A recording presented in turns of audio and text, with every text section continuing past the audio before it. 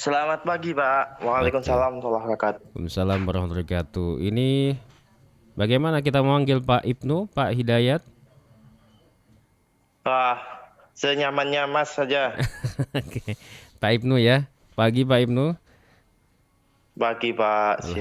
Alhamdulillah. Nah, ini Pujo dari RDS FM Solo Pak Ibnu. Pagi ini izin minta waktunya Oh, sebentar pagi ini untuk bincang dengan pendengar di Solo dan sekitarnya soal nggih.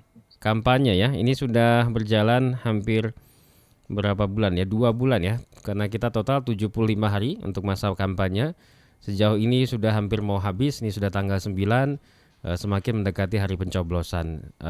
Sejumlah pihak sudah mengeluarkan keresahan mereka terkait dengan sistem dan konsep kampanye di tahun ini yang dirasa perlu diperbaiki karena kayaknya KPU hanya terlalu menitik beratkan ya pada Pilpres semata sementara yang lain terabaikan ya seperti DPR RI, kemudian DPD, DPRD ya dan juga partai politik agak tersingkirkan sementara gitu ya. Lebih hype-nya adalah di pemilihan presiden.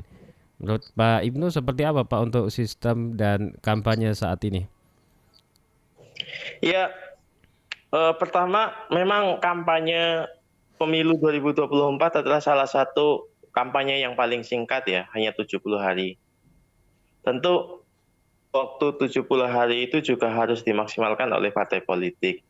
Nah, tetapi yang menjadi permasalahan adalah sebenarnya bukan terkait dengan KPU-nya semata yang memiliki masalah terkait dengan pengaturan kampanye, Oke. tetapi partai politik juga tidak menyiapkan sejak awal dari proses pelaksanaan penyelenggaraan pemilu 2024. Hmm. Artinya tata kelola partai dalam hal pengelolaan juga bermasalah. Misalkan partai dalam hal untuk menyiapkan keterwakilan perempuan 30% itu juga tidak dipenuhi oleh partai politik. Selain KPU bermasalah tidak mewajibkan peserta pemilu untuk melengkapi 30%, tetapi nyatanya di lapangan banyak partai politik yang tidak memenuhi syarat untuk 30% karena misalkan keanggotaan perempuan itu sangat minim. Oleh karena itu, ke depan pengelolaan partai politik harus baik gitu ya. Kemudian yang kedua, ketertarikan masyarakat terhadap partai politik itu juga harusnya menarik. Hmm. Karena saya lihat sampai saat ini tidak ada kemasan-kemasan baru untuk partai politik. Hmm. Misalkan bagaimana pengelolaan partai politik itu dengan nuansa anak muda itu kan belum ada. Hmm. Walaupun Hmm. ada partai yang mengaku partainya anak muda tapi diisi oleh orang-orang tua misalkan. Hmm. Itu kan sangat jelas Mas di situ. Itu Oke. sih sebenarnya. Jadi, Sehingga permasalahannya bukan hanya di KPU secara institusi penyelenggara, hmm. Oke. Jadi untuk siap untuk penyelenggaraan pemilu 2024. Oke, dari dari durasi sebetulnya untuk waktu 75 hari itu relatif ya Pak ya kalau dibilang antara singkat atau tidak singkat ya. Iya benar. Selama partai politik itu sudah siap, sebenarnya sudah sangat mampu. Kan Hmm. sebenarnya tanpa melakukan kampanye pun kalau misalkan partai politik itu sudah memiliki jaringan basis yang kuat, mereka memiliki kader-kader yang kuat, itu kan seharusnya tidak ada persoalan di situ. Oke. Misalkan kalau misalkan zaman tahun lalu gitu ya pada periode-periode sebelumnya PNI, Masumi, kemudian PKI itu kan memiliki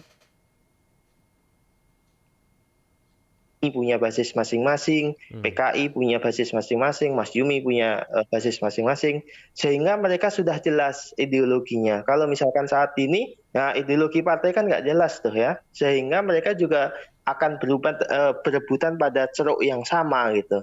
Ceruknya misalkan agama, ceruknya adalah nasionalis, ceruknya adalah demokratis kan gitu. Nggak ada misalkan yang akan menyasar ke satu segmen yang itu jelas gitu. Hmm. Hmm. Oke. Oke, oke, oke, baik. Itu sih. Ya, ya, ya, ya. Jadi dari segi durasi tidak ada masalah, ini kembali ke kesiapan daripada partai politik ya Pak ya. Karena tadi kalau misalkan Iya, diungkapkan ini yang sempat resah juga kan Pak SBY kemarin dalam pidatonya bilang bahwa kayaknya nggak tahu ya, saya sih menganggap kayaknya Pak SBY kena dampaknya juga merasakan imbas pilpres ini kayaknya nggak begitu mengangkat partai politiknya sehingga ia perlu mengangkat ini iya. sebagai satu keresahan begitu katanya Pilpres ini benar. agak Karena mengabaikan DPD, benar. kemudian DPR RI, nggak, masyarakat nggak begitu ngeh gitu ya. Iya, iya. Karena kalau misalkan kita lihat di pemilu 2024 ya identiknya pada bagaimana pemilihan pilpres dan pilpres gitu loh. Hmm. Nah, kemudian partai politik kalau misalkan gitu ya Demokrat misalkan ya. Demokrat harus berbagi banyak dengan segmen-segmen lain. Misalkan ada Nasdem, kemudian ada Perindo, kemudian ada hal-hal yang itu sangat dekat irisannya dengan Demokrat gitu. Sehingga orang juga ini partai banyak tetapi ideologinya apa gitu kan Hmm. nggak ada yang Yes. mungkin hanya partai buruh yang segmennya jelas ya ini partai buruh. Ya, ya. Tapi partai buruh partai yang baru yang itu belum belum signifikan juga ya. Oke, oke. Eh, jadi secara partai pun juga karena banyak ya kita, jadi masyarakat juga Hmm. gimana Pak untuk mengenali bisa lebih paham terkait dengan partai mana yang akhirnya akan dia coblos sebagai satu pilihan nanti. Itu juga dengan sistem kampanye yang ada sekarang ini belum dirasa cukup Pak untuk bisa memenuhi kebutuhan informasi itu Pak. Kalau tadi dibandingkan dengan yang Iya. dulu-dulu itu kan memang ya lebih segmented lah kata jenengan tadi ya. Tapi ini kan Hmm. Hmm. beragam warna dan ideologinya tadi juga dirasa masih dipertanyakan begitu sehingga masyarakat ini bingung. Kadang membedakan partai satu dengan partai lain aja kesulitan begitu. Iya, hanya pemilik modalnya siapa kan gitu. Mm-mm. Ya. Nah, kalau harapan saya sih sebenarnya masyarakat Indonesia andaikan memilih yang pertama adalah satu rekam jejaknya ya. Hmm. Satu, dia memang benar-benar tidak melakukan korupsi gitu ya. Hmm. Sekarang ada platform rekam jejak yang itu bisa kita mengenali caleg-caleg DPR RI ya khususnya apakah dia memiliki rekam jejak yang nggak baik atau bagaimana itu bisa cek di website rekamjejak.net itu Hmm. khusus DPR RI. Hmm. Hmm. Kemudian untuk DPRD provinsi dan DPRD kabupaten kota harapan saya juga persis, harusnya yang pertama adalah cek rekam jejaknya mereka. Hmm. Karena 5 tahun ini juga akan menentukan bagaimana progres legislasi yang ada di daerah. Karena itulah yang sangat penting di masyarakat. Jangan sampai misalkan uang 100.000, 150.000 itu bisa membeli suara Bapak Ibu semua. Iya memang dalam hal tatarannya tidak berdampak secara langsung kerja-kerja mereka ini. Tidak dirasakan misalkan tanpa mereka pun kalau misalkan nggak ada mereka, kami juga tidak makan misalkan Hmm. ya. Hmm. Kan Hmm. masyarakat seperti itu ya. Ya, betul. Nah sebenarnya hal itu juga tidak benar juga karena akan bermasalah nanti ketika proses legislasi, baik legislasi dan anggaran. Hmm. Seperti legislasi. Kalau misalkan hal-hal itu yang dibentuk oleh DPR, DPRD itu adalah hal-hal legislasi yang bermasalah, misalkan perda yang kemudian menggusur masyarakat Hmm. yang itu merubah dari permukiman menjadi kawasan industri misalkan. Itu kan bermasalah tuh. Ya. Nanti akan dirasakan akibatnya nantinya gitu. Oleh karena itu harapannya masyarakat juga tidak yang di saya gitu, Hmm. tetapi juga harus dilihat rekam jejaknya sehingga kalau ada persoalan-persoalan selanjutnya kita bisa merecall mereka gitu. Kita Hmm. bisa Hmm. memanggil mereka bahwa saya telah menitipkan suara saya ke kamu, maka kamu harus bertanggung jawab. Itu harusnya dipahami juga oleh masyarakat kita semua. Oke, Itu baik sih itu Mas. eksekutif maupun juga legislatif perannya sama-sama Iya penting Pak benar. ya. Hanya kalau eksekutif Iya mungkin benar. lebih terasa konkret gitu ya, mereka mengerjakan secara action gitu ya.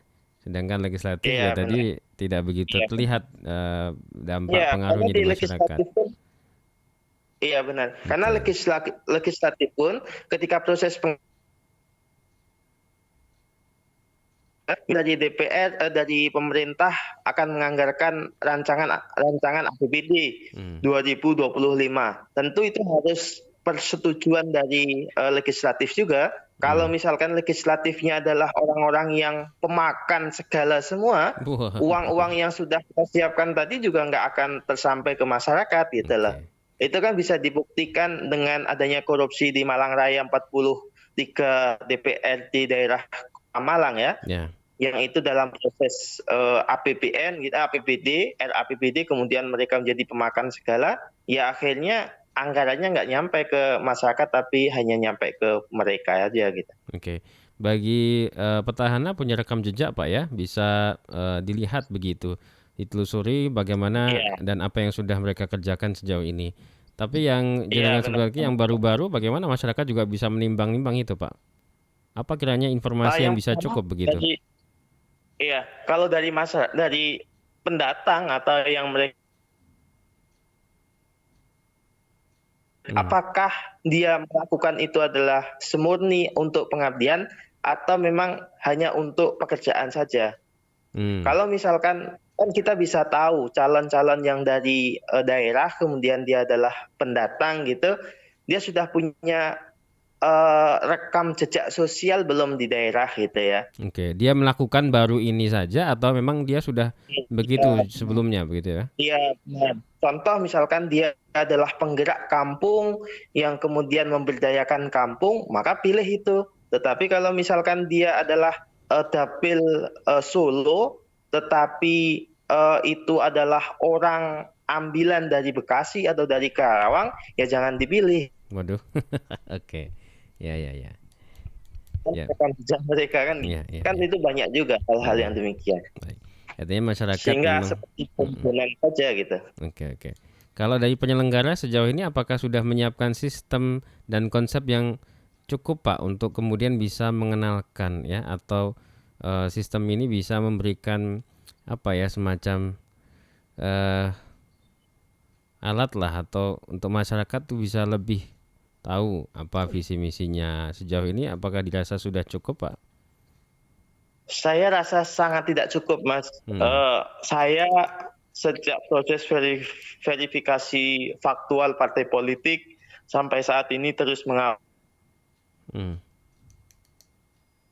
pemilu. Kemarin KPU RI baru saja dijatuhi hukuman sanksi tegas, sanksi berat terakhir, yang Hmm. itu sudah 3 kali. Kalau catatan kami, sanksi keras terakhir itu sudah 3 kali, dua kali yang kerasnya. Kemudian kami merasa bahwa penyelenggara pemilu dalam hal ini adalah KPU RI sangat tidak bagus ya menurut saya kinerjanya. Hmm. Mengapa demikian? Pertama adalah kita tahu bersama dalam proses verifikasi faktual itu bermasalah, kita tahu bersama. Kemudian yang kedua, keterwakilan perempuan tidak diakomodir 30%. Kemudian yang ketiga, napi koruptor masih bisa mencalonkan kembali tanpa jeda gitu ya.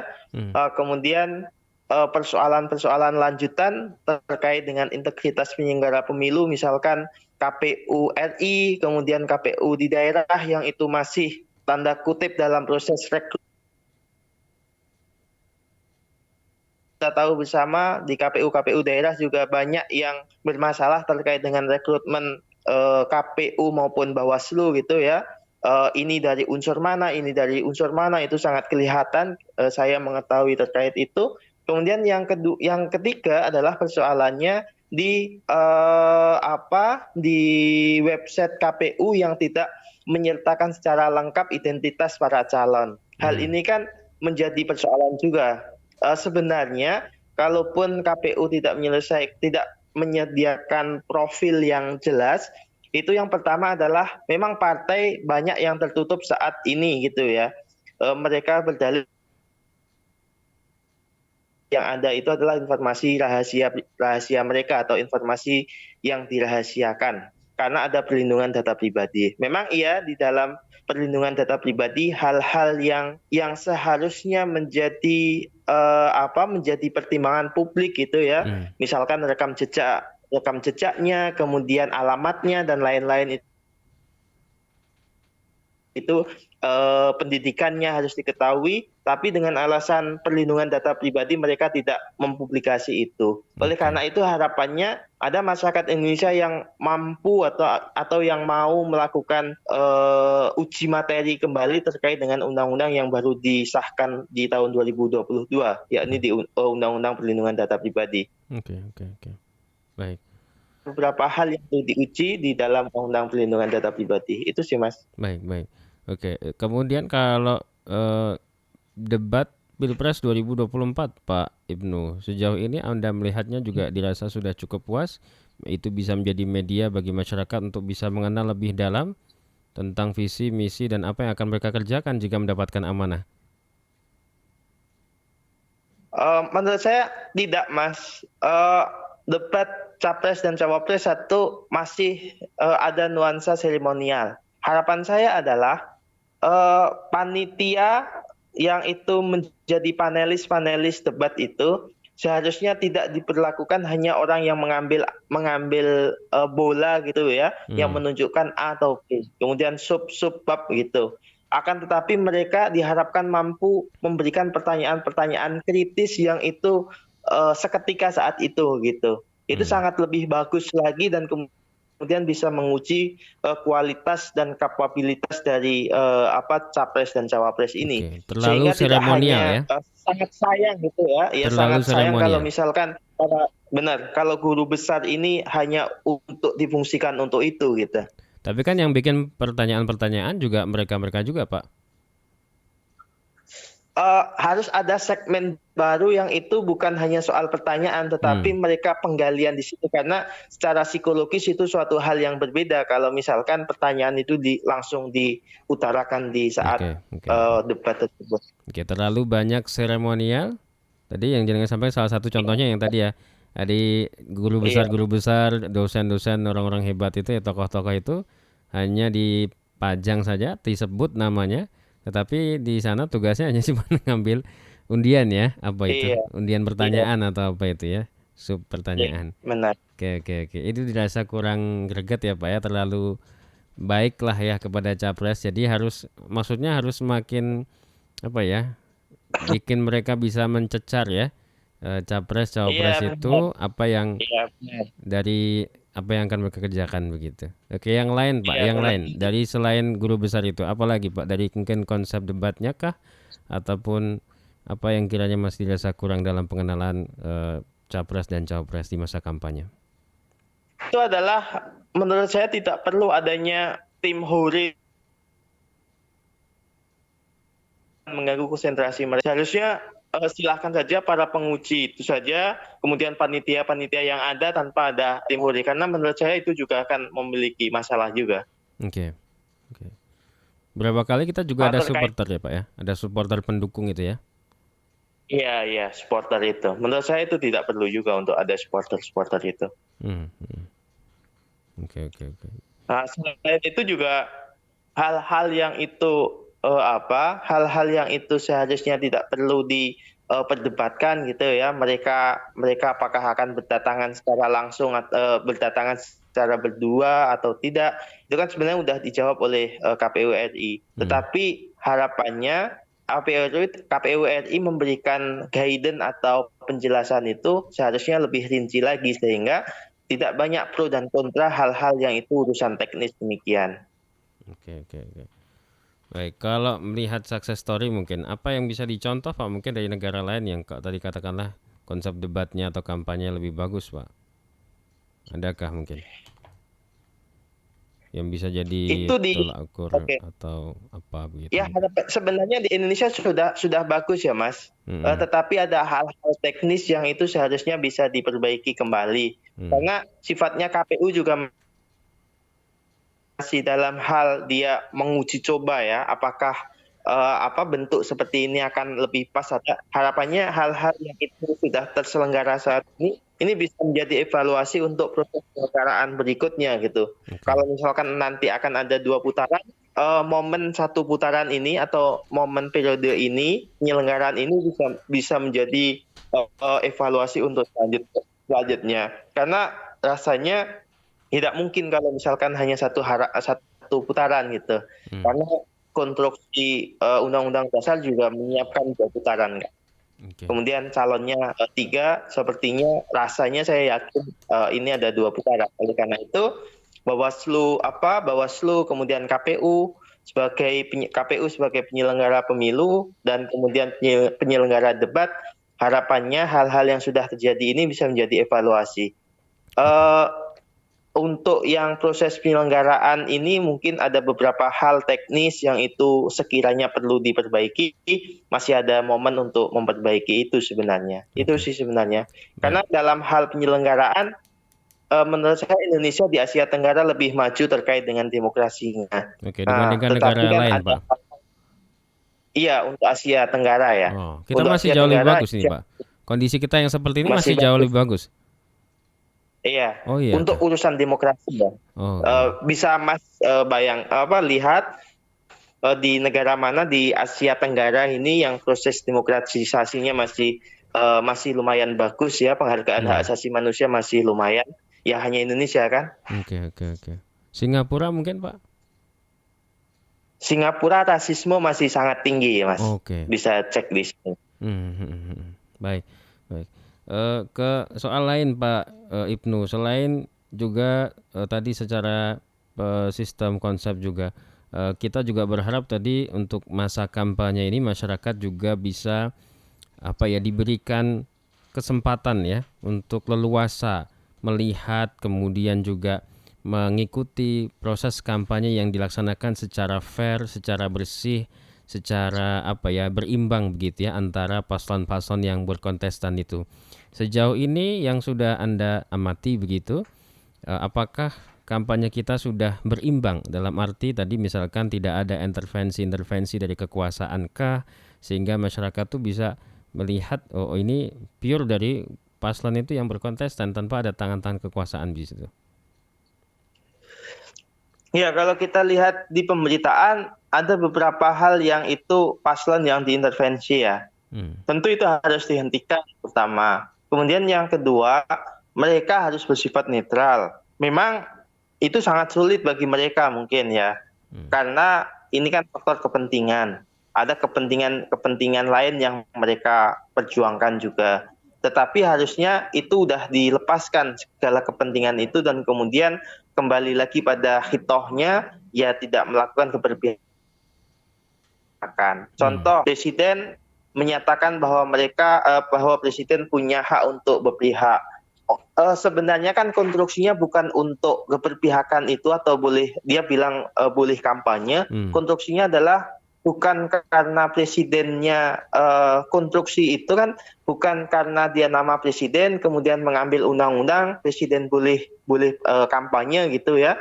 Kemudian dimaknai bahwa ketika 2 periode kemudian dia boleh kampanye untuk mendukung salah satu paslon. Menurut saya yang belajar hukum tata negara itu konstruksi pembangunan pasalnya tidak demikian. Tapi konstruksi bangunan pasalnya adalah ketika presiden itu punya hak untuk mencalonkan presiden 2 kali gitu ya, dan kemudian dia masih dalam posisi 1 kali periode, maka dia punya hak untuk melakukan kampanye gitu untuk periode keduanya dia, untuk mencalonkan dia sebagai presiden kedua gitu. Periode punya hak untuk melakukan kampanye. Sehingga tidak dimaknai ketika presiden saat ini sudah nggak punya hak untuk mencalonkan, kemudian dia bisa berkampanye untuk mendukung salah satu paslon.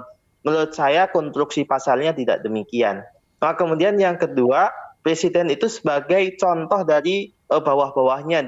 Dia adalah ketua atau dia sebagai kepala pemerintahan.